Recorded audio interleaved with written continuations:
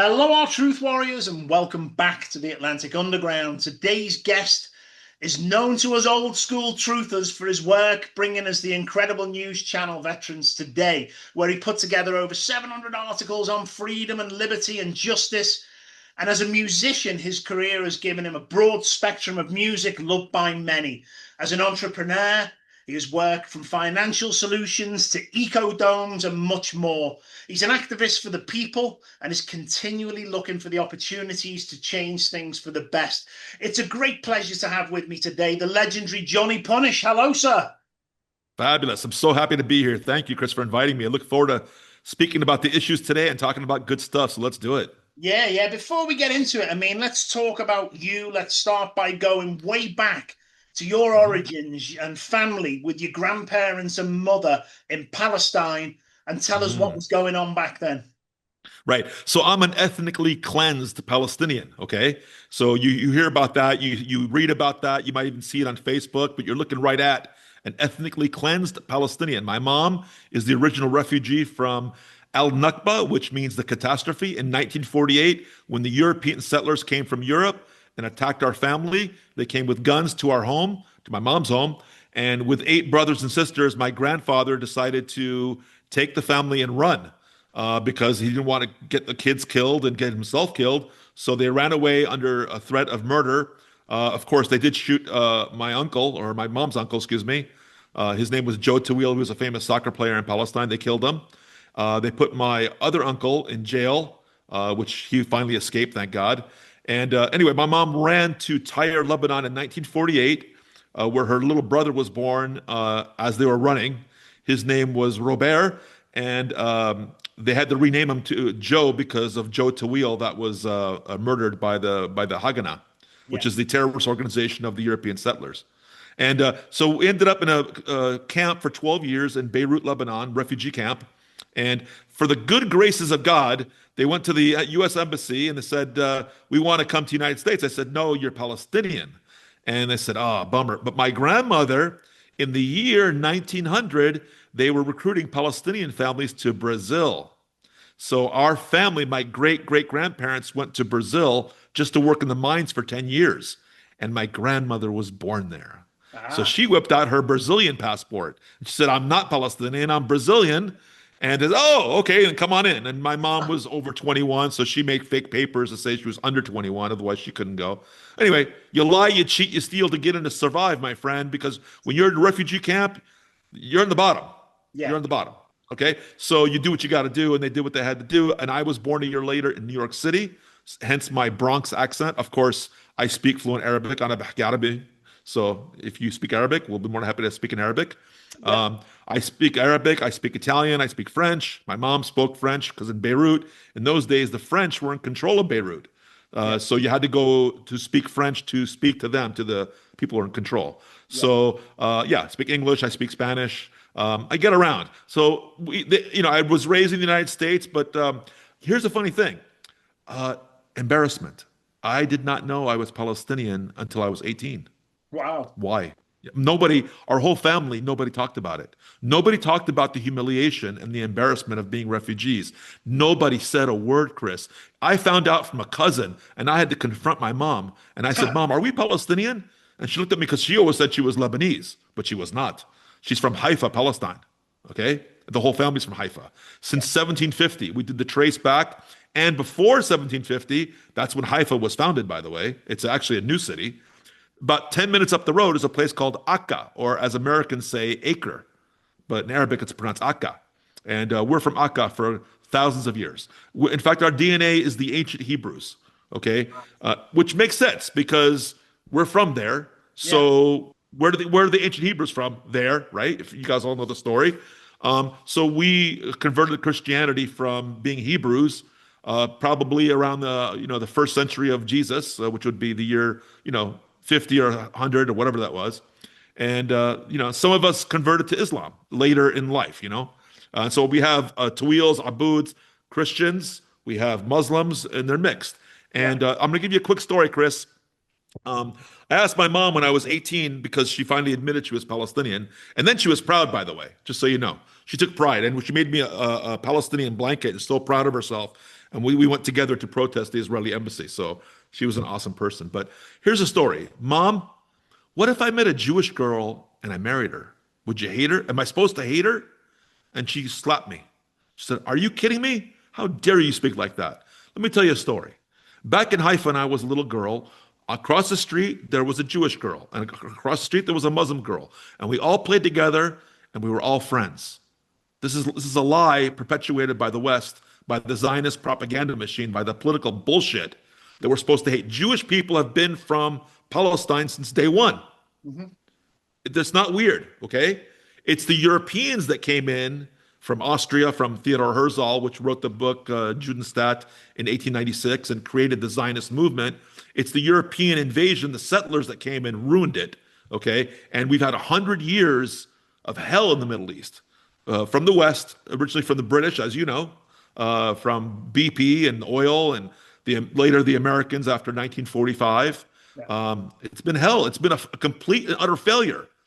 Now it's been successful for the billionaires, for the Zionists and for the Saudis and for those people that are on top. The 300 million people, it's been a disaster, Chris. And so I advocate for a Middle Eastern Union similar to what the EU has, because as you probably know, the EU was fighting for 500 years with and killing each other. Yeah. Well, it's not perfect, but it's significantly better.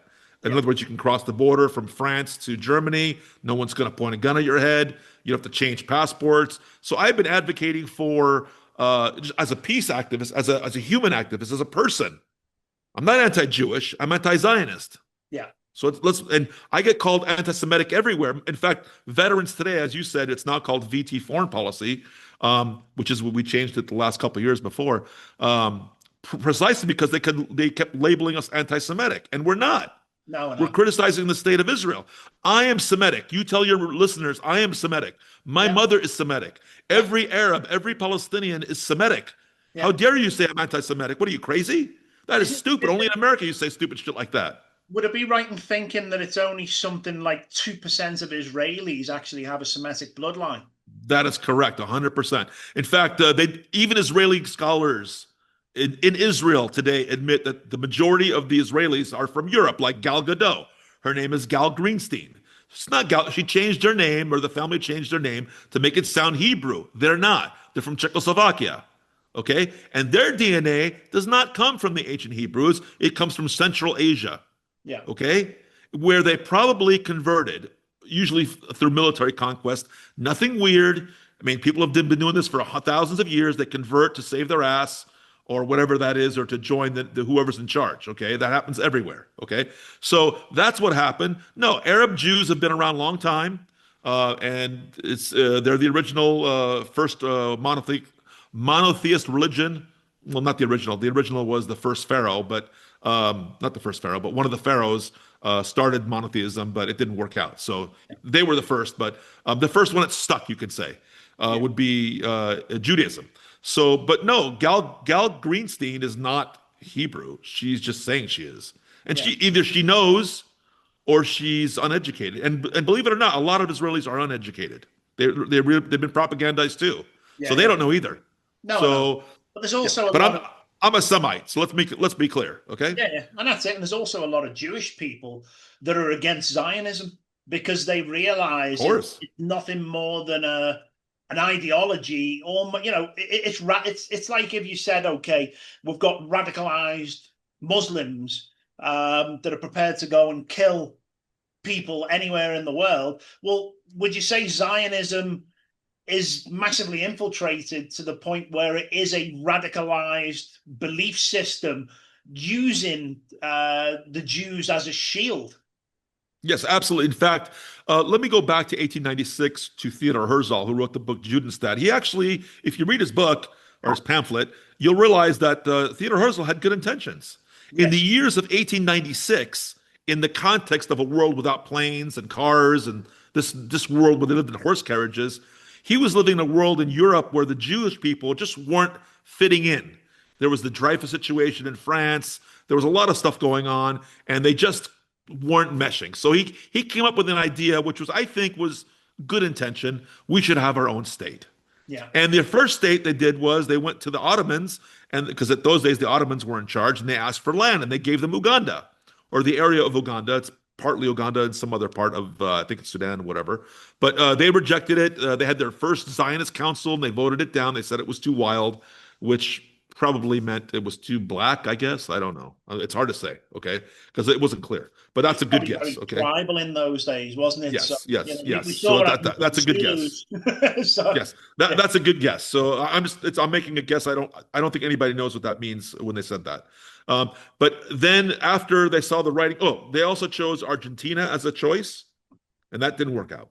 So when the writing came on the wall, right as World War I was about to end or getting close to it, as it was happening, they saw the writing on the wall, and so they sent one of the representatives to England to meet with Lord Balfour yes, in the UK. And on November 2nd, I believe it's 1917 or it's 1916. We'll have to look that up. yeah, Uh, Whatever year that was.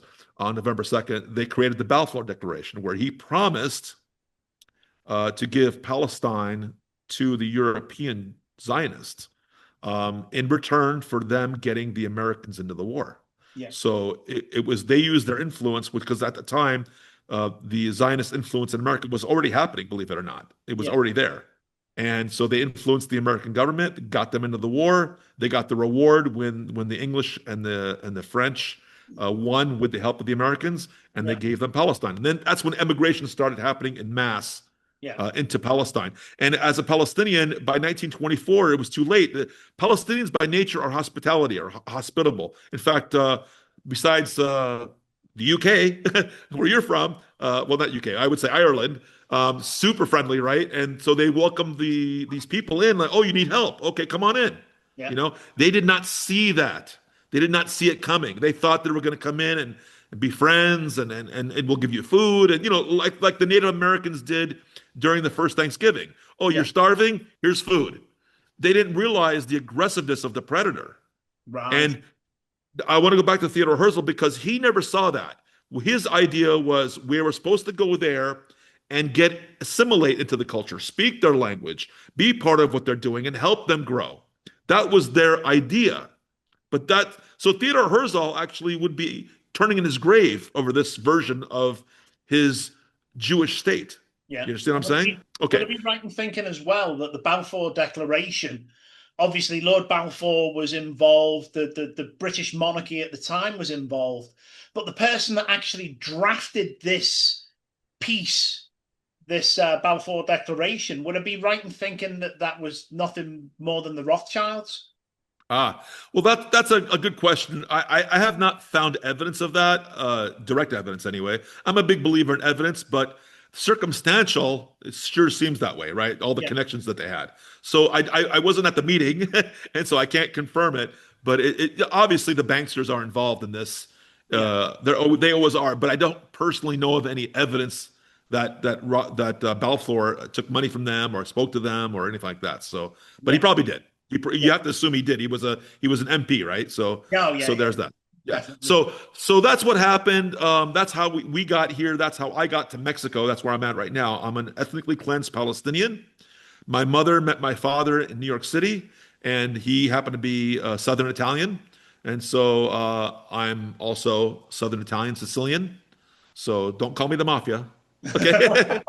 Well, you can if you want to, because that's another Yeah. story. But Let's go back to the Bronx again. What was yeah. it like growing up there in that time? So right. So I grew up in the Bronx for my early years, and it's a tough town, right? But my grandfather he built homes there, so the family on my dad's side was you can say middle class. Right. So my mom bought into the middle class by marrying my father. So she was, obviously she didn't have the clothes on their back when they came.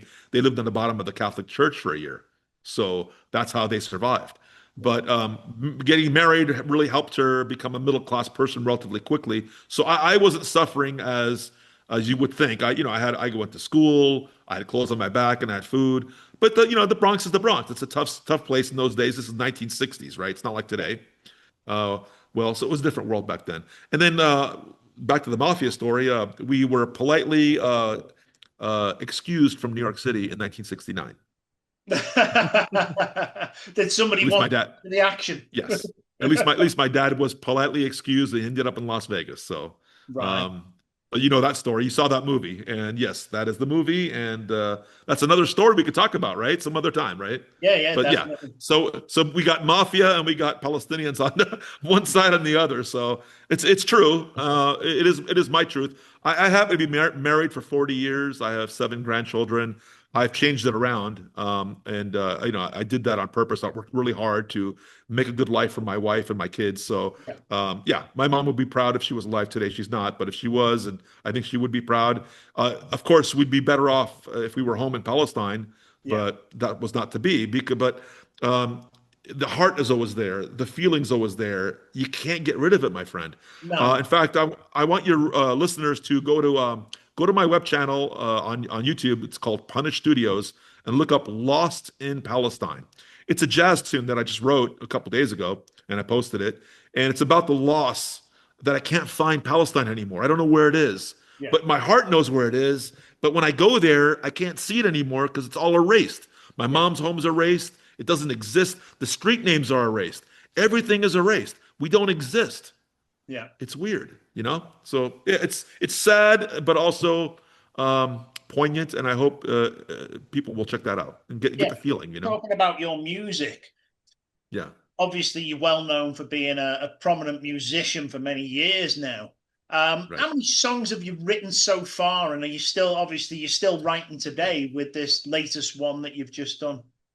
Right. So I'll start a really interesting story.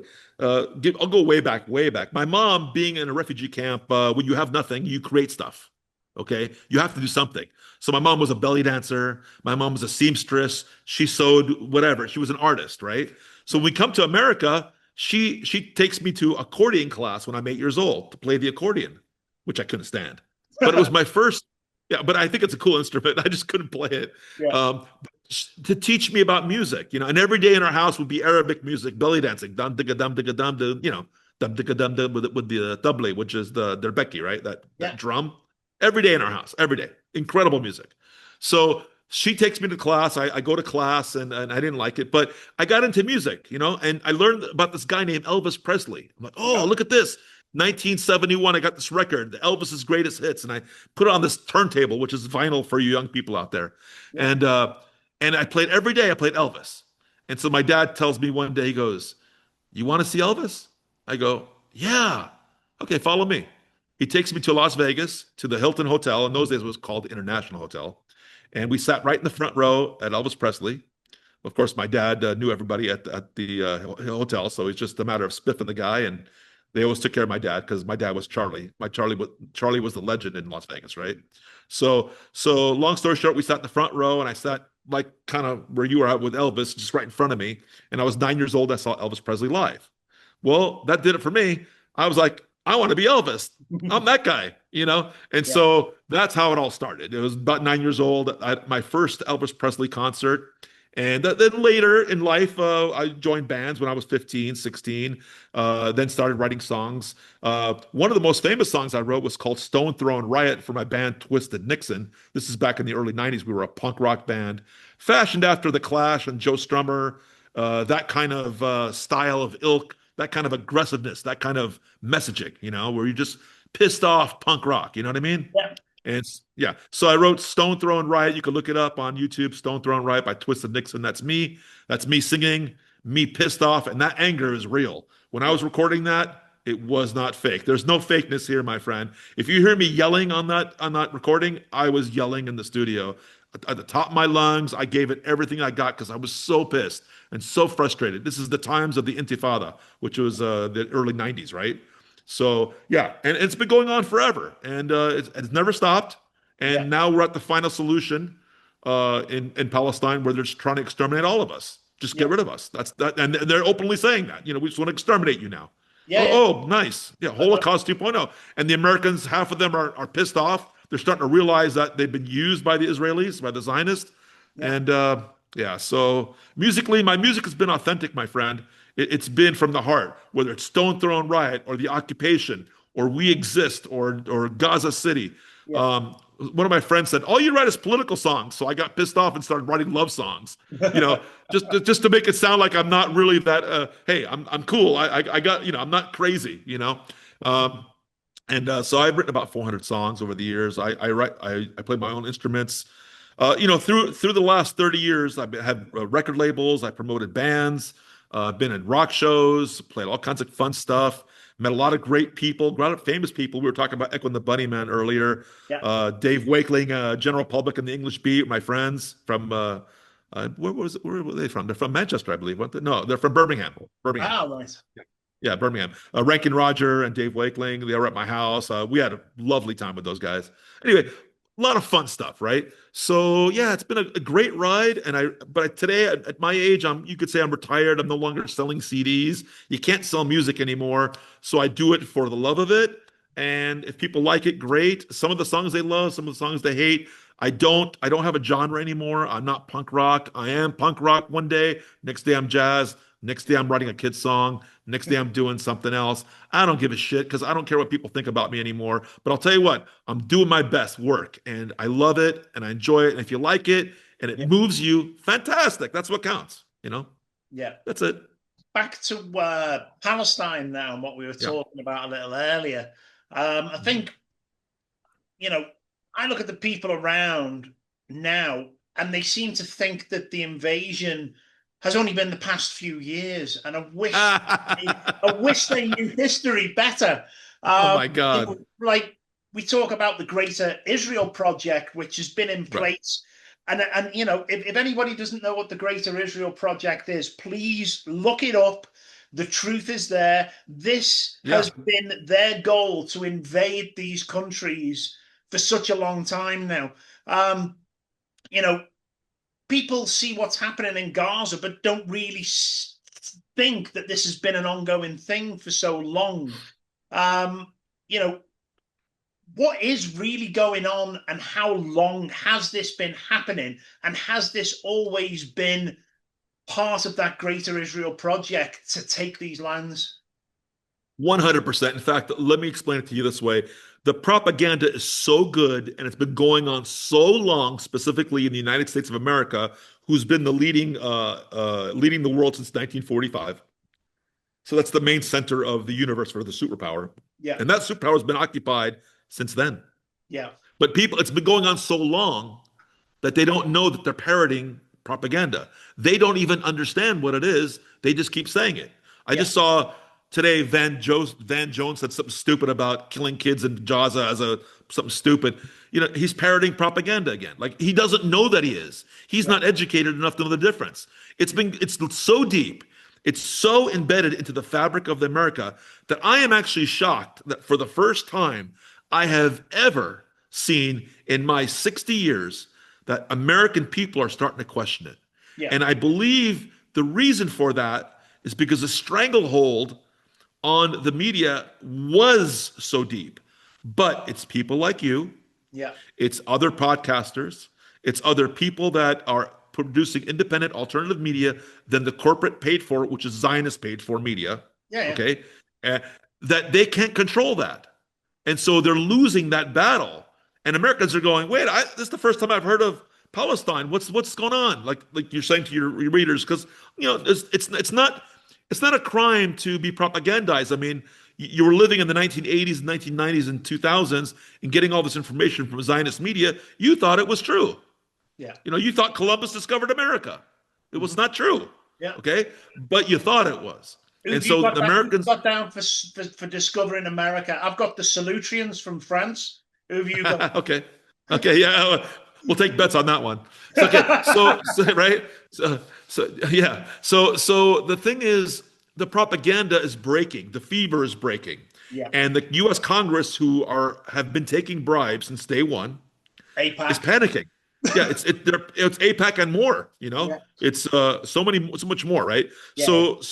And I saw this in the 1980s. I was at Israeli fundraisers. And I saw what was going on. Okay, so this has been going on a long time. The fever's starting to break with people like yourself and other alternative media and people speaking out, and they're saying, why are we spending our $26 billion in a country halfway around the world that doesn't do shit for us. We're talking about no health care, no social security, cutting this, cutting that, price of eggs going through the roof or whatever. Where's my cut? Yeah. As an American, what the hell is going on? And they're starting to question this shit, right? Oh, yeah. And so they're awakening, and I'm surprised. I'm freaking surprised. I had to deal with my friends going to disappearing. In the United States of America, by the way. Mhm. This is the 1980s. They came. First of all, they killed my professor. They murdered him. Alex O'Day. You can look it up. Cal State Fullerton. Put a bomb in his office and killed him. And then they took away some of my friends, put them in the Louisiana prison without charges, and then they disappeared, Yeah. never to be heard from again. So this is not new. This is not new. What's going on is the Greater Israel Project has been going on since 1896. Okay, since that long, yeah. Yeah. And the objective is to take it all over, the whole place. Yeah. Okay, and the Palestinian people are in the way. Yeah. So, and they've been trying to get rid of them in what we call a mission creep, right? 1948, kick a million out, put them in camps, put the ones in the West Bank, take them away from their families, disconnect them, force them to leave, right? Okay, it's worked a lot, but a lot of it hasn't worked, right? I mean, I am, unfortunately, I'm part of the people that they cleansed, right? I mean, here I am, right? They got rid of me, okay? But there are people in Gaza, they're like, I'm not leaving, I'm not leaving. This is my home. Kill me then, and the Israelis and the Americans are like, yeah, we'll kill you. And by the way, I also want to say this to your readers, to your listeners out there. Please hold the United States responsible. Okay, stop calling it Israeli genocide. It's not. It's a U.S. Israeli axis of evil genocide because the USA is 100% funding it. Okay, let's put it to you this way. If I said you had a business and to your readers and to your listeners, and you said you have a business and you said, hey, I need $1 million. I'm like, okay, here's $1 million. And then I find out later that you're committing fraud. I'm like, hey, dude, you're committing fraud, man. You're stealing people's money. And they're like, yeah, we're stealing people's money. We're committing fraud, but I need another 5 million. I'm like, oh, okay, here's 5 million. And then they do it again, over and over again, still commit fraud every day. And I keep giving them 5 million every year. And at the end of 10 years, am I part of this? Am I a conspirator to fraud? Because I think I am. I knew they were committing fraud and I kept giving them money. That's the United States. You know they're committing genocide. You know it's ethnic cleansing. You keep giving them the money. You're responsible. You're a conspirator. I'm an American citizen. And I don't care. I'm speaking truth. And shoot me, I guess. You're going to kill me or whatever. Do it, because get it over with, because that's the truth. It's the United States funding Israel. Yeah. Israel and the U.S. are the same thing. But when you look back at World War II, the military-industrial complex then, World War II could have been ended not by going into war, but by Henry Ford not supplying them with machinery and tanks, Standard Oil not providing them with the fuel and the additives that they need, Harriman Brothers getting involved. This is literally the ultra rich, the corporations benefiting from war every time through the military industrial complex. And again, we could stop wars if our own countrymen would stop supplying the enemy. And that seems to be very much the very same trend that we've seen with any country hell-bent on global domination. But what we're looking at with the Zionist regime has always been infiltration. We know that they own the central banks. We know that they own BlackRock and Vanguard. We know that of course they do. The monopoly keepers of everything. We know that they are the owners of Hollywood, the propaganda. We mentioned the news before. 6 corporations in the world for news, all owned by the same people. And then, funnily enough, it all goes back. I mean, even when we mentioned AIPAC before, when we look at the percentages, when you consider how many Jewish people are in the world and the percentage of them globally, then we look at the percentage of their infiltration into major corporations. This has been a long-term plan to make sure that they dominate and control everything that touches our lives on a daily basis. I want to make clear too that not all Jewish people are Zionist, right? So No. that's 100% true. So, but yeah, I mean, there are what, 35 million Jews in the whole world? 35 million out of 8 billion. And out of that percentage, which percentage are Zionist? And so Actually, the most Zionists in the world are actually Christians, American Christians. They're Zionist, right? So I mean, Biden said on tape on live TV, "I'm a Zionist." But Joe Biden said that, "I'm a Zionist," right? Yeah. And he's a Catholic, right? Okay, so not all Zionists are Jews, but this movement, this bankster movement of who controls the resources of the world, is happening right now. This is what we're seeing in the world with BRICS, right? We're seeing a multipolar world rising, right? That's what China and BRICS is doing, and they're counterbalancing to see who gets to control the global resources for the next century. So that's what we're seeing. What we're really seeing, just to make it in a nutshell, if I remove my anger as a Palestinian, as an ethnically cleansed genocidal victim, by the way, if I remove myself from that, I can see the forest from the trees. And what's really happening here is on top is a global battle for control of resources. You and I are just pawns in this game. We're Yeah. nobody to them, and they're on top, and they're going to decide who gets to control it all, right? And we'd like to think that we have power, and I wish we did, but we don't right now. Maybe we, the people, can get power. Maybe you can get your personal power, and we can discuss that, how to get your personal power back. And I'll be more than happy to discuss freedom on an Yeah. individual basis, how to do that, because I've done that myself. But that's what's going on top. And who's going to win?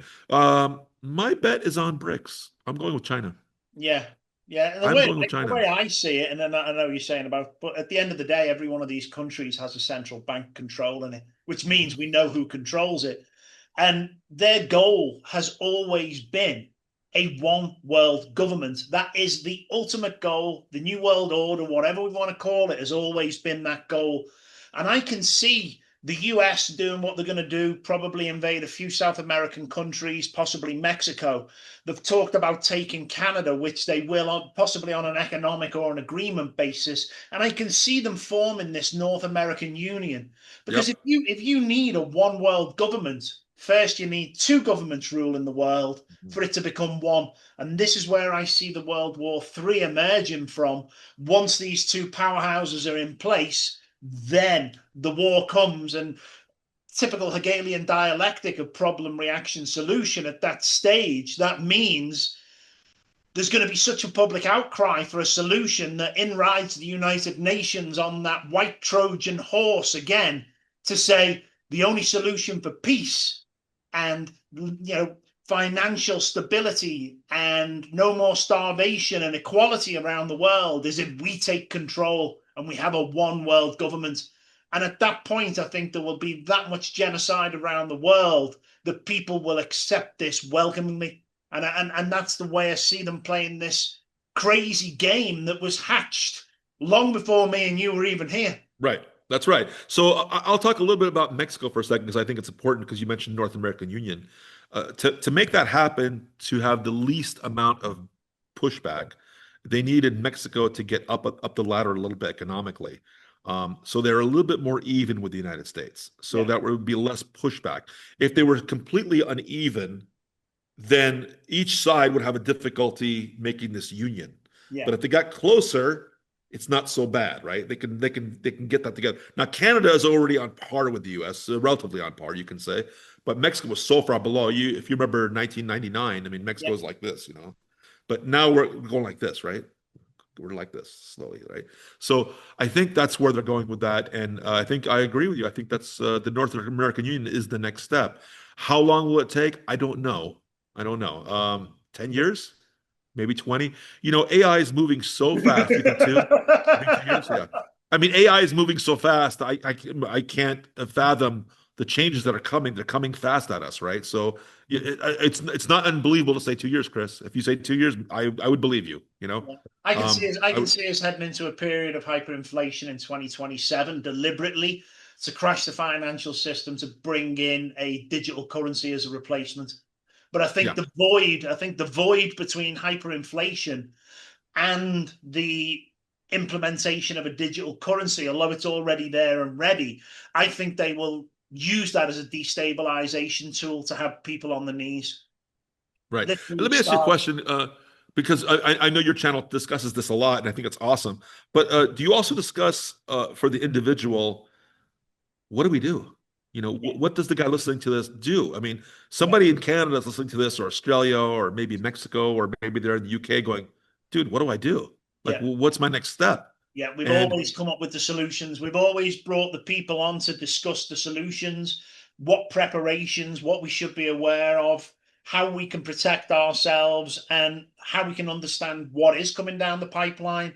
I mean, now it's laughable. Something will pop up on the news. I mean, recently, obviously, the UK going for digital ID. I just laughed because we said this was coming 2 years ago, maybe more. yeah, You know, of course, yeah. you were saying it a long time before me. Yeah. In fact, you can't even go to China without getting your facial recognition. They won't let you in the country. Simple Yeah, as that. Just yeah. simple as that. So what's your solution? What are you hearing from yourself or other people? What are they doing to find relative freedom in this unfree world? What are they doing as individuals? The preparation side. I mean, for me, like we moved to Canada, as I spoke to you earlier before. We've moved to Mexico now. Each one's been a massive learning curve for us.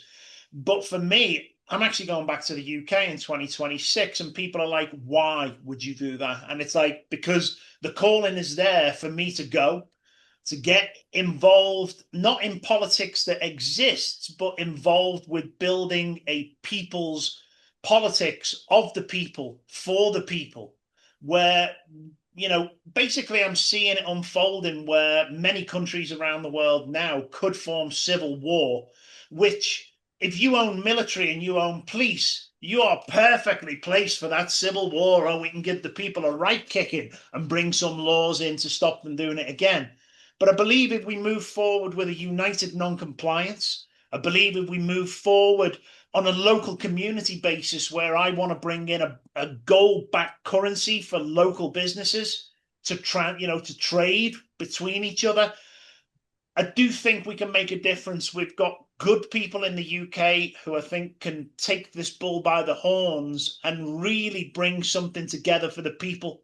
And not only that, be there for the people who are not understanding what's going on, because the program is so powerful that most people will believe the government, but there's going to be a point where they have to question it and they're not going to understand what's going on, and we need people there at that point to help these people understand what has been done to them. But here is the future of how these countries could be. And I've always been a big advocate for people making sure that they diversify in their assets. They don't have too much pegged to central bank fiat currencies, and having food on hand, just the basics to get through what could be a 6 months to 12 months period of destabilization within food and monetary systems. And I believe that if we see what's coming, we can at least get out the way of the steam train that's heading towards us and sit back and have the popcorn in our hands and eat it as we watch it go by. But by this time, I really would like to empower enough people to know what's coming and to join together as a community. I think community and people coming together, ignoring the divide and conquer of race, religion, class, everything. It all needs to go out the window because we all have a common enemy. And that common enemy is prepared to continue hacking the system and enslave us, ready for what they call the Great Reset. And I don't believe that's going to happen this time. I think it's the time of us to rise up in our true power and make it known that we can make a difference together and bring about a world that is worthy of future generations. Do you see any young people younger than us rising as leaders of a movement like this that believe in this, that can be uncorruptible? Yeah, we see a few, but I do think that it will come forward. As you said, so many people are questioning the narrative, the system, and those who are seeking to enslave us right now, to a point where we can literally have young people coming saying, "We don't like the world we live in. What can we do?" And it's like, come with us. We're going to make a difference. We're going to make this right.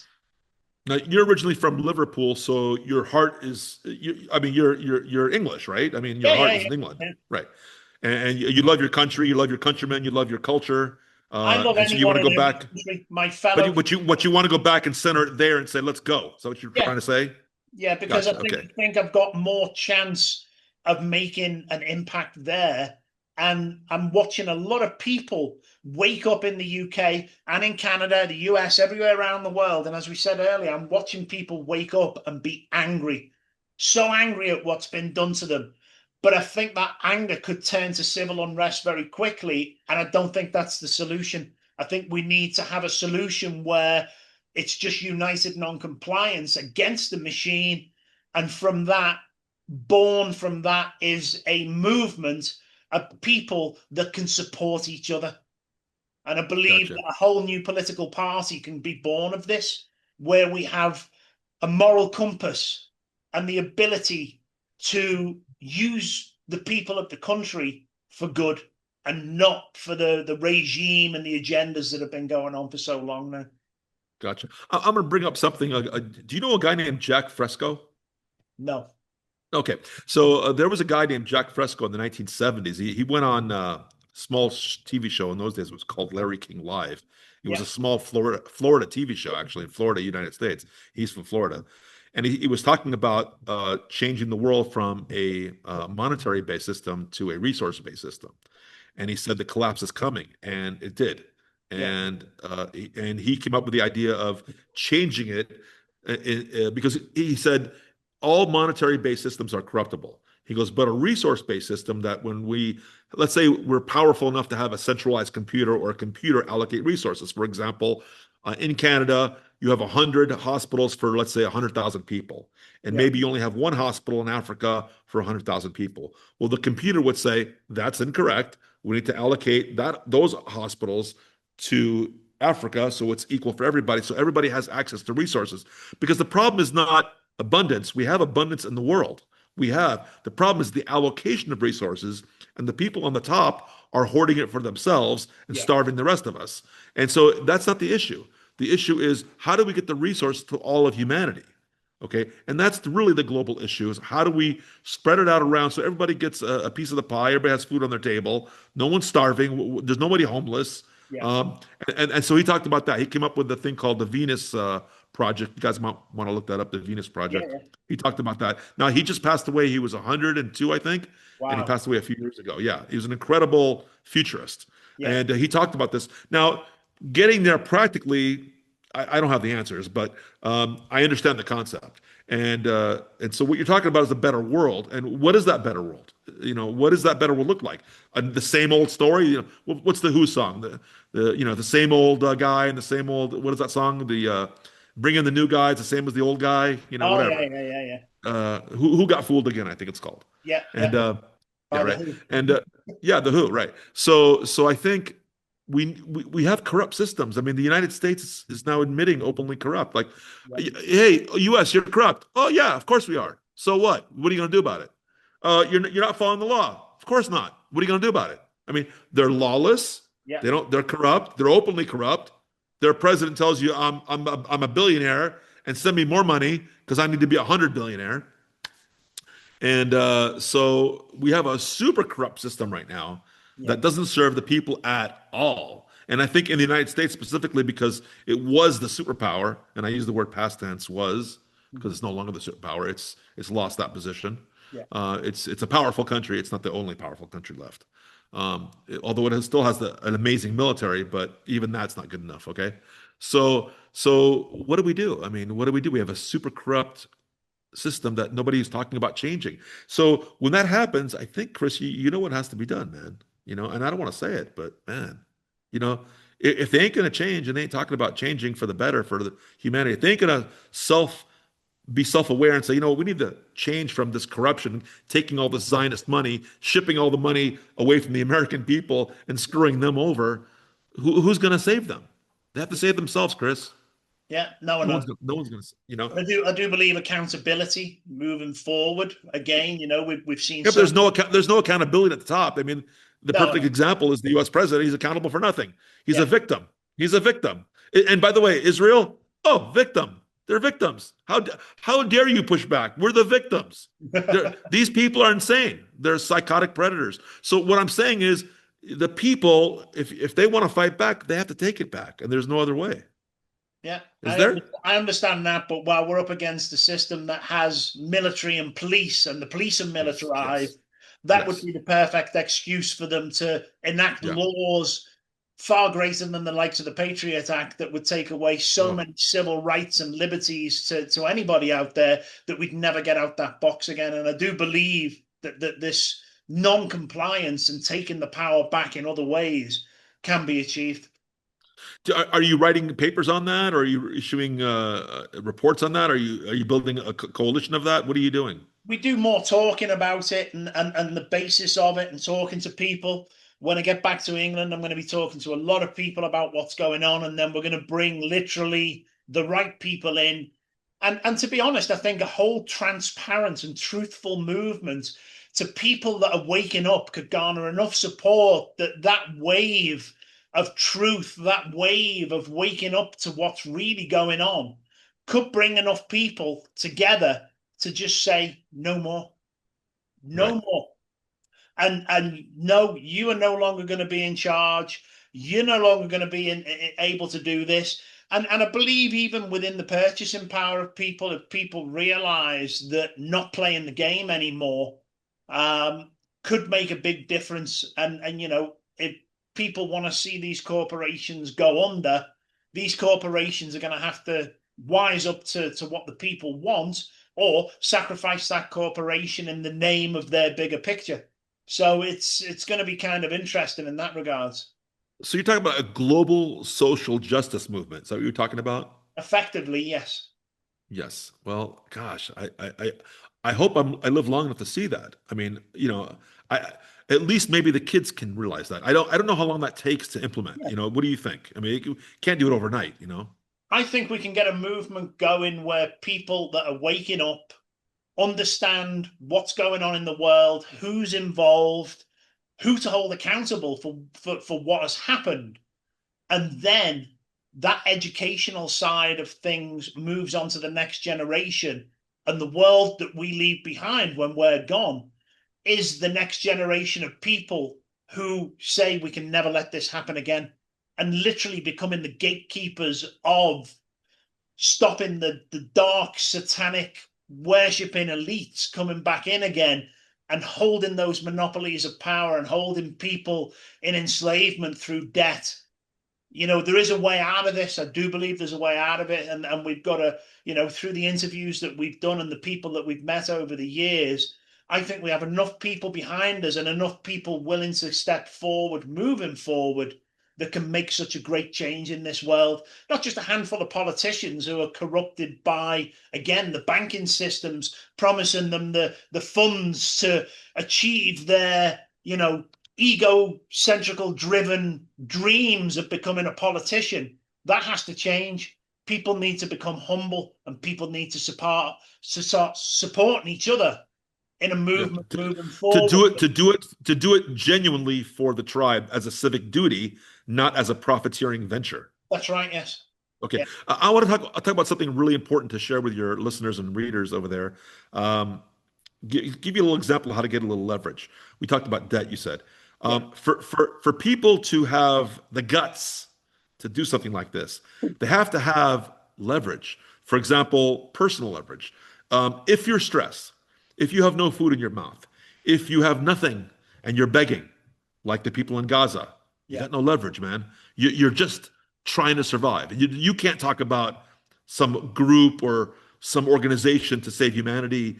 That you're not there, man. You're just not there. Okay, you're not even close to there. Okay, so what you got to do for the people who are listening out there is you got to listen to what I'm saying. I've been debt free since the 1990s. And Yeah. I'm not telling you that because I'm not trying to impress you with how great I am. I'm not. It was an intentional move to get the hell out of the slave wage system. Okay.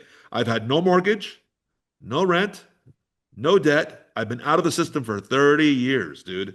Okay. And I remain that way. And what that does, now, I'm not saying it's easy to get there. I get it. Some No, no. people have mortgage, they have rent, they got to eat, they got bills to pay. There's a way to get out of it. You just can't do it in a day. You got to have a defined plan. It may even take 5 years to implement the plan, but the Yeah. plan is worth it.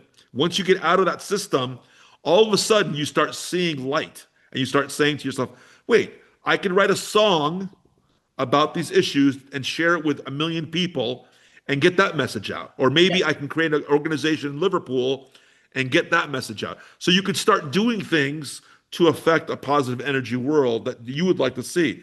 But if you're under pressure and you got the economic gun to your head, it's virtually impossible. Now, we grow our own food here. Yeah. We have fresh eggs. We have 80 fruit trees, um, and no electric bill. We use solar power. Yeah. I recycle all my gray and black water, so I don't have a water problem. In the middle of a desert, I have no water problem. So all these things, they're not hard to do. No. It's a paradigm shift in thinking of your head. Yeah. This is where you change it. It's right here. If you change your mind and you change the way you think, and then you start implementing these plans, you can get there. But Yeah. the problem is people have been propagandized. So they're like, oh, I got a new house, $2,000 a month mortgage. You know what I should do? I need to get a 10-bedroom house now and get a double my mortgage. Yeah. And instead of that nice car that I have, the nice Ford, I need to get the latest Porsche, blah blah blah blah blah, that cost me $1 million. I got to get more debt. So they perpetuate themselves into wage slavedom by doing all this, and they never get anywhere. And the banksters, believe me, they're laughing all the way to the Oh, bank, so to speak. They're laughing at these people, going, "Look at these fucking mooches, man! Stupid, idiot, and dumbass." Okay, they're making us rich and giving us power, and so we can do our evil deeds. But you got to get out of that system, man. You got to find your way out. Another way out is to. I know you moved here in Mexico. I did too. I live in Mexico right now, but I'm a PT. I'm a world traveler. So I go to. I'm the original digital nomad. I mean, this is a thing they use recently. Digital nomad. I've been a digital nomad since 1999. Okay, there wasn't even a word back then. Okay, Yeah. I've traveled the world. I come in as a tourist. You don't know who I am. I have several passports. I do what I gotta do. What I do to just stay low profile. I'm a nobody, and I float around, and I'm able to survive in an unfree world because this is an unfree world right now. Yeah. And I don't have pure freedom, but I have relative freedom, and that's a difference, right? It's Yeah. relative freedom, and so I got the best I can for right now. But what Yeah. you're talking about is the next step, is actually taking back your freedom. Yes. And that's a different step. So Yeah. yeah, But I again, wanted to share that with you. it incorporates everything you said there as well. Now let's talk, and I'm going back now to the 2000s, where my Okay. go-to thing for information and news was Veterans Today. Ah, So okay. let's talk about how Veterans Today was formed and how Mhm. its platform and how the establishment had to try and silence what you were saying. Right. Okay. Great question. Okay. So the year is 19, let's see what year is 2000, about 2004, early 2004, January, I think it was. Yeah. I've been living this relatively free life, as I told you about, relative freedom in an unfree world, no mortgage, no rent. So with my children, and we're living in Chapala, by the way, at San Juan Cosala in the Racket Club. And, I was 35 years old back then, okay? Yeah. And I was a young buck, and a lot of energy. And I have three children and my wife, but I'm also quite assertive. And I looked at my wife and I go, I'm bored because, as you know, Chapala is a retirement community. Yes. And I loved all my older friends. They were in their 70s, and we'd have lunch every day over at Salvador's, and we got all those stories back then. But I was getting a little bored. It was just in those days it was a lot slower town. There was no Walmart there or anything like that. It was nothing there, right? Yeah. So I said I got to get out of here. So I sold the freaking house, packed my bags in a suitcase. And my wife goes, "Where are we going?" I go, "I want to go live in the Caribbean. I've never been there. I want to live there." She goes, "Well, where?" I go, "I don't know. How about Cancun? We'll go there." Yeah. So we got on a plane, me and the kids and my wife, nowhere to live, no house, no nothing. Okay. We got on a plane, landed, got off the plane, looked around. We hated Cancun. It was terrible. It, it was not the Caribbean I thought. Yeah. I wanted a beach bum town. But in those days, there's a place called Playa del Carmen, and it was a beach bum town. Literally, it was 10,000 people. The Fifth Avenue Road was all dirt. You had a bicycle. Everybody was a hippie. And so I went out there with the hippies, and everybody smoking weed, listening to reggae music, and met a few hippies. And I met this one guy. I'm not going to tell you his name because he wouldn't want me to say his name anyway. He's a private guy. And he used to work for Microsoft. Oh yeah. And yeah, and he freaked out. He couldn't take it no more. He hated the cubicle lifestyle, right? And he just checked the fuck out. Like he just checked out. I go, "Where do you live, dude?" He goes, "Right here on the beach, man." I go, "Where's your house?" "I just told you, I live on the beach." I go, "You mean you just live here?" "Yes, I just live on the beach." Because over there it's always hot, right? It's just hot, right? Yeah. People there live on the beach. Okay. They don't have a house. You don't need one. It's in the worst winter, it's 60 degrees Fahrenheit, about what, 15 degrees Celsius, right? Yeah. And of course in the summer it could be 30 or whatever. Okay.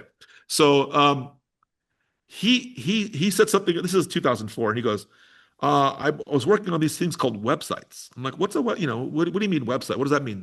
Design something? So him and I sat down for about a year and learned this new thing called coding, this new thing called HTML and PHP, this new thing, right? And we created veteranstay.com. It was my idea. Yeah. He wasn't into that. The reason I created it is because I had a friend. Again, I'm not going to name names, but one of my friends was U.S. Special Forces, educated in the United States. He was born in Kuwait, spoke fluent Arabic, and he was the first one to pull Saddam out of the hole and interrogate him in the cell. And he called me. He actually disappeared into Iraq 2 years before that war, by the way, and he disappeared. Like we couldn't find him. Yeah. Like he was missing. What he was doing, he was already in Baghdad as a spy, infiltrating for the war coming. They knew the war was coming already. It wasn't just 9/11. That was bullshit. I That was know. an excuse. Yeah. Yeah, a total excuse. General Okay. Wesley Clark sealed that one. No, it's about oil and control of the resources. That's what it's Yeah. about. Okay, it's about the Bushes making sure they control the oil. So anyway, he said, "Is there anything you can do to help our U.S. veterans? They need help." I'm like, "All right, man. I'll create this thing called Veterans Day." It wasn't a political thing at first. It was helping U.S. veterans. Yeah. So we called it veteranstoday.com. So we started doing articles on veterans issues. Then slowly I invited writers to come on, and you probably know their names. Gordon Duff called me out of the blue. We talked on the phone. He wanted to write for Veterans Today, Yeah. and I said, "Yes, man, come on board." And he started writing, and he's quite a guy. And we had a lot of great writers like Gordon Duff write for us, CIA agents, former FBI agents, former defense ministers of Pakistan, and generals, all kinds of people who wrote for Veterans Day. As you know, you followed it. Yeah. Okay. So that's how that got built. Eventually, the Microsoft guy, he didn't last with me about a year because it wasn't his thing. He was into more like local newspapers and things like that. So he was creating digital newspapers for local cities and things like that. He wasn't into the veterans issues or foreign policy, but I was, right? So that's where I moved it. And so he moved in a different direction. And so then, so I owned it since 2004. I founded it. And yeah, by the time 2009 came around, it started getting big. Obama was reading it. Congressmen were on the mailing list, to get notifications from us, and so it got really big. But then the hammer came down, my friend. The hammer, yeah, Yeah. yeah, the hammer came down. Yeah, the smears, the anti-Semitic smears, the Zionist. When we started telling truth to power, they started going after us, man. They shut the website down twice. Yeah. So yeah, I had to move it all around, keep file. Man, the shit I had to do, man, to keep that thing alive. Man, I drove my wife crazy. That poor lady, we tried to go on vacation once and shit totally ruined the damn vacation, right? And so yeah. So it was a volunteer thing. It wasn't a money thing.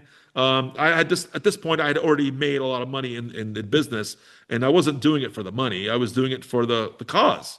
Yeah. And so you couldn't buy me. You couldn't offer me money and say corrupt your information. That's not what it was about. It was about getting people from around the world to contribute. It was the original alternative media. That's what it was. It was. Yeah. That's what you're doing today, right? It's now you're using video. We didn't have video back then. We didn't have YouTube. Didn't exist. So this was the alternative media that started it. It was one of those that the early starters, and I'm really proud of it. I did it for 20 years until I couldn't do it no more, Chris.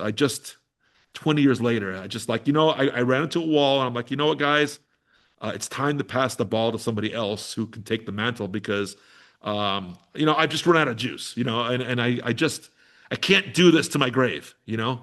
To be honest, Chris, it takes a lot out of you. Yeah. It takes the threats, the death threats, the constant pressure, and I love dealing with all that stuff. But 20 years later, I'm in my 60s now. I think I need to let the younger people take over. And I'm okay with that. I'm okay with letting go, Chris. I know some people are not okay with it, but I believe that sometimes you have to let go and let younger people do what they do because they have an invested future.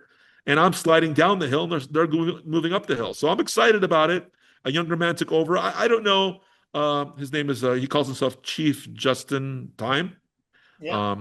You heard of him. Okay. He lives in Montana, and or at least I think he does. I don't know where he lives now, but I sold it about 2 years ago. 2 years ago, about 2 years ago. Yeah. So he runs it. I'm friends with him. I can talk to him right now. I just chat with him if I want to. He calls me for advice. I mentor him. What do I do in this situation? I'm like, okay, do this, do that, you know.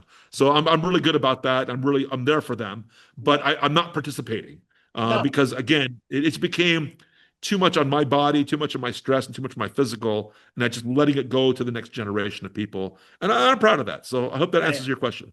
That's it. If you've paved the way, it doesn't mean you've got to keep tarmacking the road every time it wears out. Right, right, right. And I'm proud of it. I'm really proud of being part of the original alternative media. I think that's something I can hang my hat on. And I hope that the next generation of younger people, I don't know how old you are, Chris. How old are you?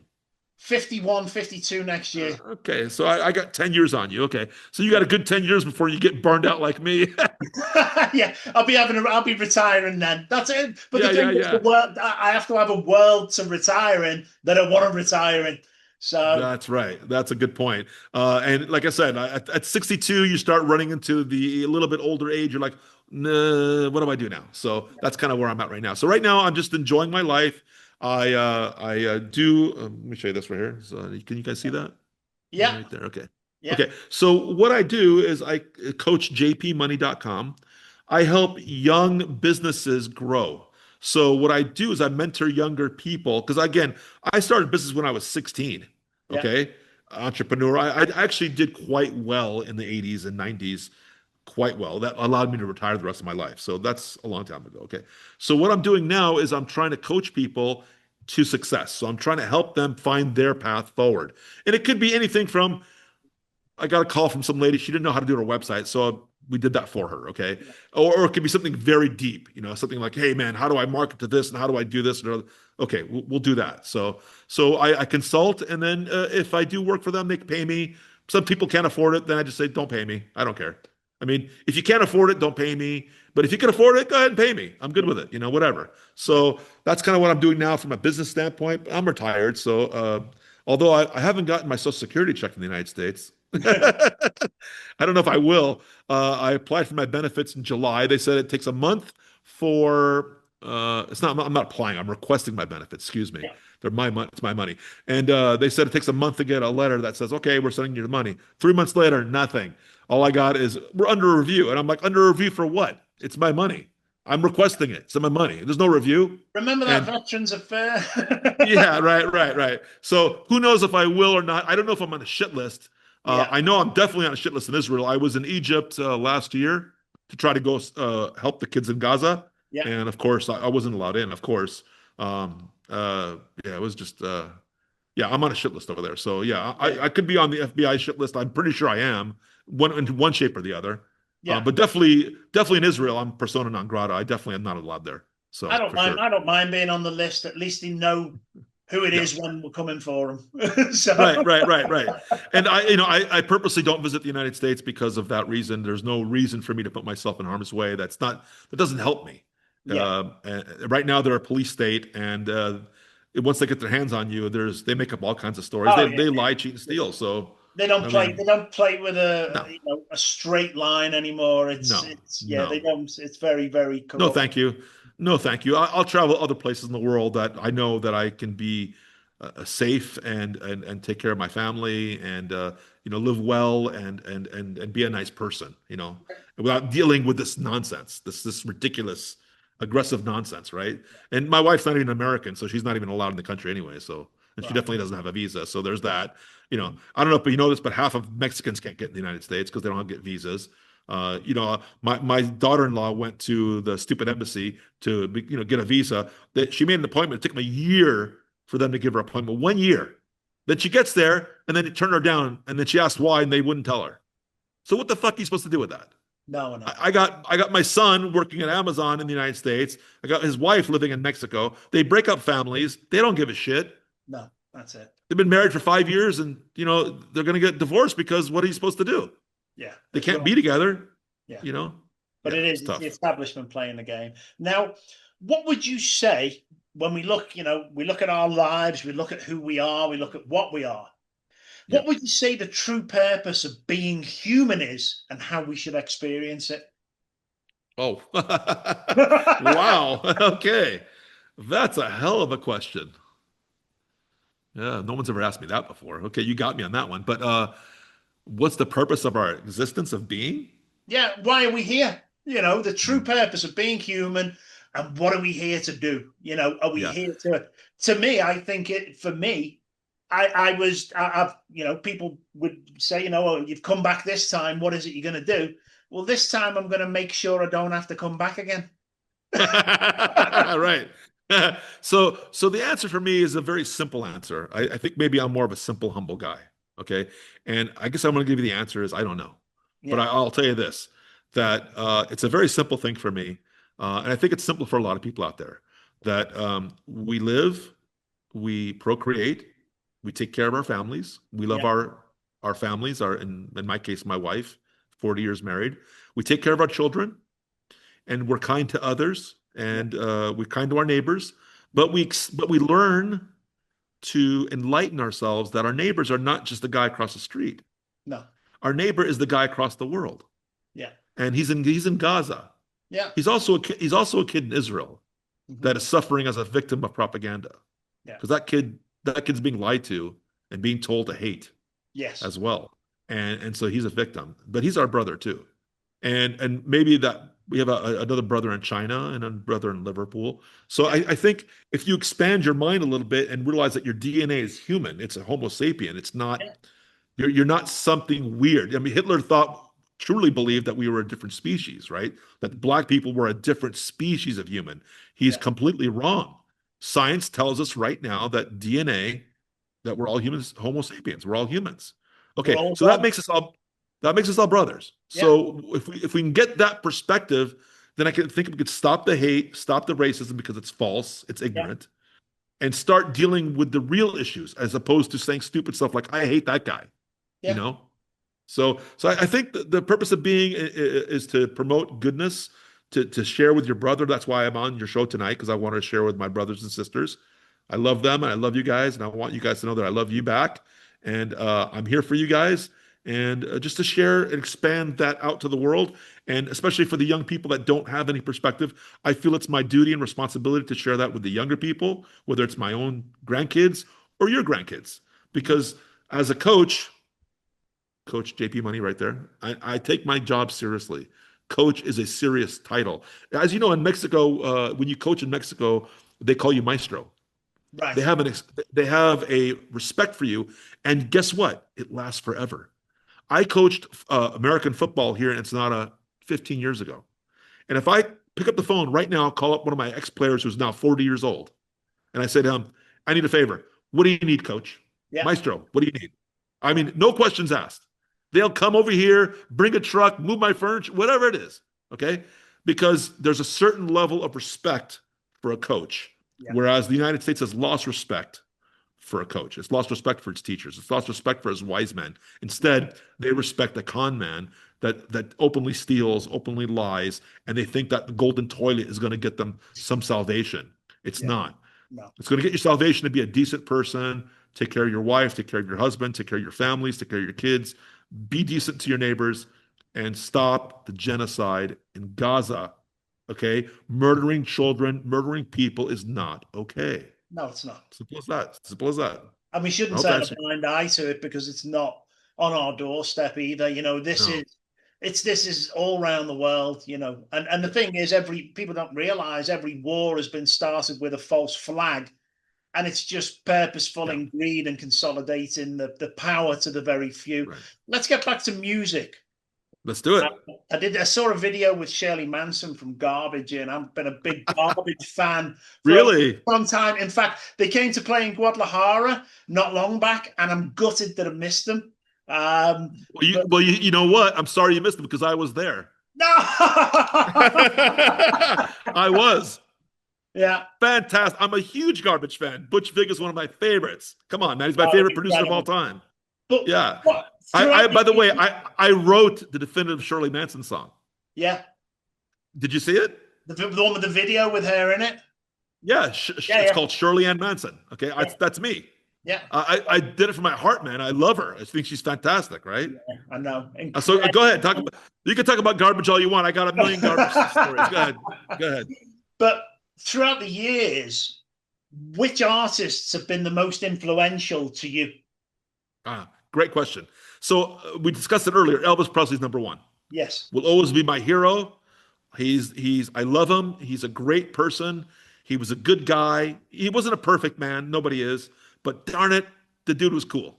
He Yeah. was cool to everybody. He was cool. He came from the African American community. That's why he got his hips and shaking. He learned music from all the blues guys and Yeah. Mississippi guys, things like that. He was just an all around good guy, right? So Not a perfect guy, you're but telling me it was not Forrest Gump then? That wasn't true. okay. But as I got older, then I'm going to go to Joe Strummer from the Clash. Okay, Yes. 100%. That goes from Elvis right direct line to Joe Strummer from the Clash. My hero. You Yeah. know, what a guy. What a guy. He's just a great guy, right? They wanted to give him $50 million to redo the Clash. He says, nope, no thanks. Can't do it because Yeah. I was 20 back then. I'm 50 now and I ain't doing it. The money didn't buy him. Money never bought the guy. And so Cool. he's my hero. And so I would go from Elvis to Joe Strummer. And that's probably it. Okay. And then a direct line to Shirley Manson. Shirley Manson is a super fan of the Clash. Well, she's a super fan of Susie and the Banshees, but the punk movement from the UK, Yeah. and part of that's the Clash, and so are all the guys in the band, right? They love the Clash, right? So the Clash was the band that I don't know if people forgot them, but that was a pivotal band, Yeah. Yeah. a social conscience band that raised the conscious level of the world before. This is the late 70s, right? I mean, you must have been a teenager or a kid or something. You must have been 10 Oh years yeah. I old. mean, for me, looking back at the Clash, and quite funny, we could look at the lyrics today and say it's a predicament I'm in. Should I stay or should I go was an absolute anthem. Ah, right. Clampdown. How about the clampdown? You go up looking for the clampdown, so Death or Glory or any of those songs, right? So Clash is huge for me. And I never got a chance to meet Joe Strummer or any guys in the band, but I spoke to Dave Wakeling and General Public about it because they opened up for them. They hung out with Joe Strummer. So as close as I got was asking Dave about Joe Strummer, and he just confirmed it for me. He said, man, great bloke, man. Just Yeah. a great bloke, And so I would say Joe Strummer is the most influential in my music career. It shows in my punk rock music. It shows in my lyrics. Stone Throwing Riot was a take on White Riot. Yeah. It's not the same melody or anything like that, but it was the idea, White Riot, and I go, we want a riot of our own. So I'm going to write a song called Stone Throwing Riot because at the days the Intifada was throwing stones, right? And that was so Stone Throwing Riot. So I wrote that song, and it's not the same song as White Riot, but it completely inspired by Joe Strummer and the Clash, Yeah. 100%. That's So it. there's that. I was watching the huge protests in London the other day, and it even popped up the song "London Calling" over Oh. that footage would have just been perfect. When my band was rocking and rolling, we'd always open up with London Calling. Always. That was our first song every time. 1, 2, 3, 4. Bah, bah, bah, bah. London Calling to the faraway town. Just out of a respect for the Clash and to tell the crowd that we are disciples of the Clash. We are disciples. So there's that. And so that's my influential. But over the years, I've gotten older and my tastes have changed and adjusted and grown. Yeah. I'm a huge classical fan. I love Mozart, the punk rock of classical music, or Bach as well. So I like music. It's not. Yes, I'm the same. Someone said, "Are you a punk rocker?" Maybe. I don't know. I Possibly. think I'm something, but Yeah. I love music. I love the message because music is a language we could all speak, Yeah. And that's and it. it's a way to connect. Yeah, and that's it. But do you think the music industry is so controlled now that Oh the power God. of music and lyrics no longer stands the chance of being that message that can awaken so many? I'm not qualified to answer that question. I said, I focus on what I do, and the marketplace confuses me right now. I'm Yeah, confused by it. I think a lot of people are. In yeah, the old days, we had CDs. We bought them for $1 and sold them for $5 out of the back of our car. And we controlled our own music. And if we did happen to sign with a major label, then of course they had control of that, and that's what the Clash rebelled against, and they yeah, basically fought against that. So some people call them sellouts, but at the end of the day, that was the only way to get up into the ladder to get the message out. But they fought like hell. I know they did. yeah, yeah. Um, But today, I don't know. I write my stuff, but to be honest, I wrote a song called "We Exist" about Palestine. I put it up, and YouTube's just, I don't know, are they blocking it? Are they not letting people see it? I mean, Very I don't popular. know. It's like it's just I'm being, it's like Yeah. crushed under the weight of something, and I don't know what it is. You know what I mean? So we're crushed. That's, Spotify sucks. The people who are making money in music are the corporations like Spotify. The that's all. artists get shit. I Yeah. try to distribute to Spotify. First of all, they don't even take my music. They don't. They take it sporadically. Like, oh no, we're not this one, not that one, not this one. What are you pick and choosing my music? Yeah. And then whatever they take, this antiseptic bullshit that I give them, they'll take that one, but they don't want to take "We Exist" or the occupy whatever. Okay, No, no. so I don't make any money. If they do send me a check, it's like $1. Like, what is that? YouTube sends me money. I get money every because I'm a member of ASCAP and all this. I've been around for a long time. I have 400 songs, right? So I think I get like $50 a month or something. What the fuck is that? Yeah. It's not a living. So I can't make a living in music. Not that I need to, but for those that need to, I don't know what the answer is. You can't sell music. You can't sell it. So what are you selling? You're selling something else. You're using music as a marketing tool, and then you're selling something else, either celebrity or you're selling clothes or Yeah. Yeah. something. Yeah. But It's how do you make affiliated or so much. Yeah. or you got to tour constantly? I Yeah. mean, you got to tour every day to make a living. So it's not like it was in the old days. It was different. So I don't know the answer to your question, Chris. What do you think the answer is? I don't know. I mean, I do believe, recently, and I know people frown upon AI, but recently, I've been writing, let me put it this way. I've been writing poems for years, which all of a Okay. sudden seem to be, hang on, these are songs. And a friend of mine started working, he's a musician here. He started working with AI and he sent me one of his songs and I was blown away. And he says, you could do that yourself if you had your own music. And I'm like, I do. So I started playing with it and then putting that kind of music in. But what do you think? Are you a musician yourself? No, no. I'm more Okay. of a writer. Certainly wouldn't sing. No, I wouldn't put people through that, to be honest. It wouldn't be. Okay. And my father, he was a musician. He made forced me to play the guitar when I was younger, and it was a painful experience on the fingers. And me being a rebel, I just pushed back and said, "I'm not doing it. Not doing it." Right. You're a rebel But in the street without a yeah, guitar. You don't need one. Gotcha. I'm more like your Bob Dylan that would write a poem that becomes a song. Gotcha. Let me talk about AI then, because would you mind if I talk about it a little Yeah, bit? yeah, yeah, Okay. So obviously I've written songs for 30 years and I've done, play my own guitar and bass and drums and recording mixer boards and all that. No problem. I can do all that stuff, right? Okay. But this is hard work. To create a song like that, to track a song, to get the tracks, to do the vocals, to mix it, to master it, it could be at least 2 weeks, if not a month, to create a song. The investment is incredible. And then the old days, you invest to create 10 songs. You might be in the studio for 2 months yeah. to Oh create yeah, those 10 songs. Okay. yeah, So you invest all that time and then you turn around, you make a vinyl or a CD or something, and then you sell it for $5 to the distributor. They sell it to the wholesale, and it gets sold for $15 at the commercial level. And you can make $5 on a sale of an album. So if you sell 100,000, you made 5 times 100,000 or $500,000. And then of course there's expenses and this. So you can make a living doing that. Okay. yeah, Can't do that today. So AI, what AI is, it makes it faster and more efficient. So let me tell you my experience with AI for those listening out there. And because I struggle with the question, I'm authentic. I'm not a fake artist. Okay. I'm not an AI. I write the songs, I write the chord progressions. I sing the songs. I feel the songs. You cannot write Stone Throw and Riot without being me. Okay. You got to be angry. yeah, Okay. You can't just fake it. Okay. So there's me. But AI doesn't need to be me because you just you write the lyrics and create the song and just send it to me and I'll say I created it. yeah, Yes, you can do that, but that's not what I do. So what I do is let's take Suno for example, Suno.ai. yeah, You can go to Suno, you can upload your song that you recorded. Let's say I recorded it 10 years ago or something. Okay.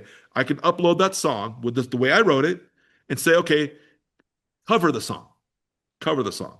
And so it'll create new tracks, new bass, guitar, all that stuff. Maybe better than before because it does a great job, by the way. yeah, Not perfect, by the way. Not perfect. I did catch it in doing some shitty work, by the way.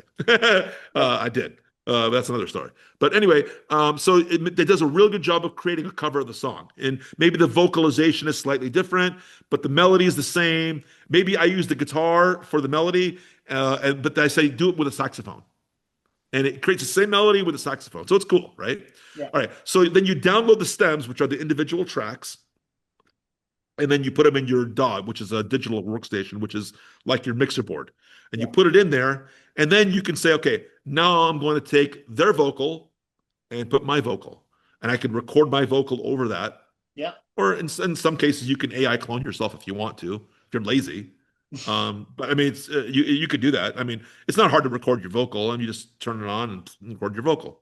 Yeah. So whatever works. And then you record punch-ins. Maybe you can record some little things like, for example, on the song I just did it's called Elena. I did a 1950s doo-wop song, and in the song there's the vocal, and then of course there's the doo-wop, which is the ba ba ba ba na na ba ba ba ba. So you can record that stuff, in this case I put yabba dabba ding dong, and I did that. It was really fun. So I am enjoying it still. I'm still enjoying working with AI, but I'm still enjoying the process. It's still me. At the end of the day, that's me singing my song that I wrote, but AI helped me. It became a tool. It didn't do the song for me. Yeah. It became a better tool, so I can create the song in a day. Yeah. So I upload the thing, download, whatever. I got the stems in 5 minutes. Now, mixing it could take 3-4 hours, depending on vocals, about 3-4 hours maybe. So in a bad day, maybe 8 hours, but on a good day, maybe just a couple hours. Okay. Yeah. So between 2 and 8 hours, boom, I got a song that's authentic. It's really mine. And I could share that with my fans and share that with the people that care about my music and still be authentic. And I think that's the balance, right? The other way is, with all due respect, it's not a put down. I understand where you're at. You're a poet, and you want to take that poetry and create a song, and you could definitely do that with Suno. But it's not you singing. You didn't write the chord progression. It's them who did it. So it actually is an AI song with your lyrics. Yeah. So I think if we disclose that, and if we're honest about that, I think the people will. You tell people that's what it is. I would disclose it on all your posts. And I think if they like it, they like it. I mean, I'm not here to tell people what to like. They're probably going to love your song, right? But in my case, one of my mantras is I'm trying to find a way to be authentic and balance it for myself. It's for myself, for my own integrity. And I think I found that way. I think I found it. But I'm not sure. I mean, maybe you know better than me, or maybe others know better, because this is all new. We're all struggling with it. It's not only, by the way, music. Every industry is struggling with how to use AI. Yeah. But I just how do I use it? Yeah. How do we use it? There you go. I just hope that this could be a very strategic tool for people who have something to say, but aren't musicians, but can write very meaningful and impactful words. Totally. Put it out there for people to say, and something completely, back into the ability of independent music. That we look back at the old indie scene of music when that broke out. But maybe having a whole independent thing where people stop listening to the mainstream music and start listening to what people can create with a message. I totally agree. And 99% of all listeners never ask this question. Hey, how'd you make the song? They never ask that. Like all the songs I've created. Hey, by the way, how did you make the song? No one's ever asked me that. I never said, oh, by the way, well, I recorded in FL Studio and I wrote that track and I threw that track away and I had it. No one's ever asked. So it doesn't matter. What matters is the message to them, and the consumer cares about if they like it or not. So I think that's the issue. I just think in the liner notes, just disclose, was written by Chris Smith and produced by Suno or whatever that is. Yeah. Whatever it is for that song, I think if we do that, then I think we're okay, because I know that a lot of the distributors are freaking out. They don't know what to do either. Yeah. They don't know. They don't know if they should reject the song. Spotify says they have 100,000 new songs a day. Wow. Oh my God. What the hell is that? What's 1,000,002 songs a year? A day, excuse me, 1,000,000 a day. I don't even know what that number is. 365 million songs a year? Is that what that is? I don't know. Some number, some crazy damn number. But whatever it is, it's a lot of songs. Yeah. And that means who's listening to all the songs? We're getting lost in the fog. So create a song, but my advice to you is to market the song. Mm-hmm. You've got to find a way to tell people about it, whether it's through your podcast or other means of marketing. Because if you just put it up, it's like putting up a website. No one knows you're there. Yeah. and no one's going to find you. So, like for example, I don't know how many listeners you have, but whoever heard me say, go listen to "We Exist" by Johnny Punish on YouTube. Type in Johnny Punish, "We Exist," Punish Studios, and maybe they'll listen to that song, and so that's a way to get them to listen, and maybe they like it, and maybe they save it, and maybe they rock to it, you know. Yeah. Yeah. But if I don't mention it, it's just No, that's it. Nobody screaming, knows it exists because it's screaming in the so middle of the forest, and saturated. nobody's there. Yeah. Yeah, So you're well known for your charity work and helping others for decades now. that's true. Yeah. Tell us about hireveterans.com and what that's about. Oh, wow. You pulled that out of the bag, didn't you? Where did you get that from? Was that on my bio? I know what you're up to. Don't worry. At the same time I created Veterans Today, remember that in 2004, I also created hireveterans.com as a way to help veterans get jobs. Yeah. So it was really simple, right? Simple idea. Now that one, it wasn't a blog, it was a job board. In the days of nobody knew what a job board was. Remember, this is all the new internet. Internet came around 1999. Okay, if you remember, do you remember the internet starting? Oh yeah. Yeah. Yeah, about 99, I think it was. Is that about right? It sounds about right for my timeline. Yeah. Yeah, yeah. I mean, for the average person, obviously, it was started by the U.S. military decades earlier. Yeah. But the version that we knew for consumers around 98, 99, we heard of this thing called a website or something. Okay. Yeah. Anyway, so I created it in 2004 again with that gentleman that I mentioned from Microsoft to learn. In those days, we had to create our own. There was no canned websites. Okay, there was no buy a job board or go to Wix or whatever this nonsense is. We had to actually write the code. Okay. Yeah. I Yeah, remember so it was, sitting down. It would yeah, have been probably 19, let's see.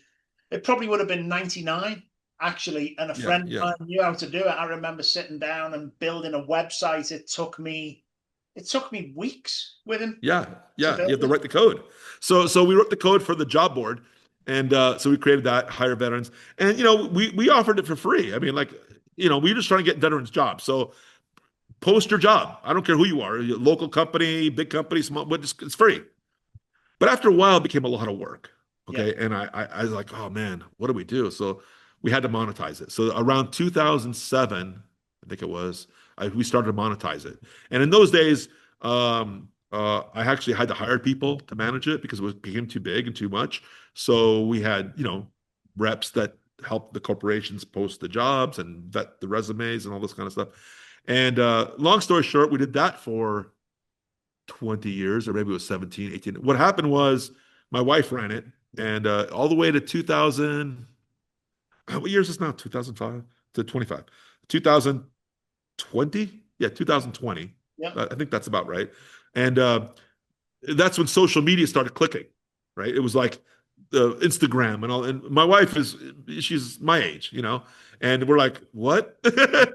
My wife's going, what the hell is social media? I mean, she's behind the. So we could not compete. We could not compete with the young people because we were losing that battle of marketing because we were the old marketers and these were the new marketers, the new way. But a young man came into our life and he bought Hire Veterans from us. You can look it up now. It's called his company is called Veterans Insider. Yeah, out of Austin, Texas. They were a big company that helped veterans with insurance, and he wanted into the job board game for U.S. veterans, and so he bought the website, and we sold it in 2020. And my wife was fired. I fired her. Gladly, by the way. She was very proud to be fired because she wanted out of that. She wanted out of the social media game. She didn't want to learn something new. So I'm making jokes about it, but in a sense, he bought it in 2020. We're very proud of it. We got a lot of people helping them get jobs. We were proud of that, and that company actually did make money because the corporations were paying a membership fee to be on that site. Right. Of course, it was all free for veterans, 100% for free. Yeah. So does that answer your question? Yeah, that's great. I can't believe you pulled that one out. Wow. Okay, you've done some investigation on me. I'm not an anti-Semite, am I? Well, it depends which website I look at. Yeah. If you go to Wikipedia, I swear I fought them for years. They would not help. I'm like, dudes, I'm not an anti-Semite. Get that shit off my page. No, somebody told us that. Who? Who the fuck told you I'm monetized? Well, we can't tell you. Well, fuck you. You can't tell me. Okay, take that shit off. So I became an editor, and they wouldn't let me edit it. And oh man, I fought them. I wrote articles about this shit, about Yeah, how much crap they're full of shit. What they are. I Okay, know. full of But shit. again, it's They all call me all part of kinds that of. illusion. They don't even mention me as the owner. They mentioned, I think, Gordon or somebody else. Like, Gordon's never owned Veterans Today. Right. Some bullshit, like just on and on and on. Whatever you read on the wiki for Veterans Day is nothing's true. Yeah, Not a thing. Not one fucking thing, dude. it's crazy. You call me and I'll tell you what's true. Okay, it's crap. I couldn't believe it. I couldn't believe like they would not let me edit it until that shit's still on today, right? Did you look it up? You can't say you're not surprised. No, I'm not. But I was like, come on, man, come on, say something true, one thing at least. So we're gonna wrap Right. this up now. Is there anything you want to leave us with today before we part company? Wow. God, well, first of all, it's been a pleasure to be on your show. No, it's been great. Wow, you're quite a gentleman. Really really cool to see what you're doing. Yeah, I think it's really cool, and I just shocked that you invited me on. I was really like, wow, okay. Well, we can thank But Dave for that. yeah, David Cordero, right? Yeah. And great guy, super awesome guy. Makes great donuts, right? Oh, incredible! Yeah, Yeah. yeah. I'm just glad he's closed on a Monday, or I'd be really fine. So I got to come down there because I haven't seen him in a while, and I'm traveling. I'll be in Playa del Carmen, Merida, Monterrey, but I don't have any plans to go to Guadalajara. So I've got to figure out how to get my butt over there. Yeah, So hopefully I'll come by and have coffee with you. But absolutely. just really pleased that you invited me. I think you're an awesome dude. Love what you're doing. And to leave you with it, if anybody needs business consulting, it's free. Just give me a call. I do small businesses, big businesses. I'm Yeah, an expert in accounting, finance, and businesses. CoachJPMoney.com. yeah. Or if you want music, just go to my YouTube channel, Punish Studios. Just type Punish Studios in YouTube. You'll find me there. Or punishstudios.com, where some of my articles are there. My articles, I have over, I think, is it 700 or 1,000 articles? I'm not even sure. But It was 700 articles last was time. it? Okay. Yeah, Yeah, on Veterans Today, or it's called vtforeignpolicy.com right now. That's what it's called. We had to change it because it got the blacklisted by the Zionists, and we couldn't get anywhere on search engines. Like, was you assholes? yeah, So we switched that. We had to dodge. It's like dodging them, you know. yeah. Got to keep dodging them. So yeah, go there. Music, CoachJPMoney.com. What else am I doing? I'm a world traveler. If anybody's interested in going debt free or interested in trying to find relative freedom in an unfree world, I wrote an article called "The Five Flags of Freedom," and it talks about that, about how to spread yourself around with different passports and different assets, and where to invest your money, where to do business, and how to use countries as protection against these aggressive countries that are trying to just take everything you got. Yeah. So I talk about that. So that's about it, really. Like I said, I just super pleased you called, man. I No, think it's I'm awesome. I'm really glad. This has been a fantastic conversation. Yeah, good. Sure, Call people. anytime, man. I'm always available, at least for coffee. I'm gonna find my way to Guadalajara to have coffee just so we can just break bread together. You know what I mean? Sounds really good. Yeah. Okay, brother. Well, thank you very much for coming on. I'll put some links for your website and contact beneath in the show Yeah, notes. And as we sure. always say here at the Atlantic Underground podcast, believe nothing, can question everything. And I Right think on. that's enough for today. Thank you very much again, Johnny Mm, Punish. This has been really good. right on. Free Palestine. Let's go. Cheers, mate. Okay, bye.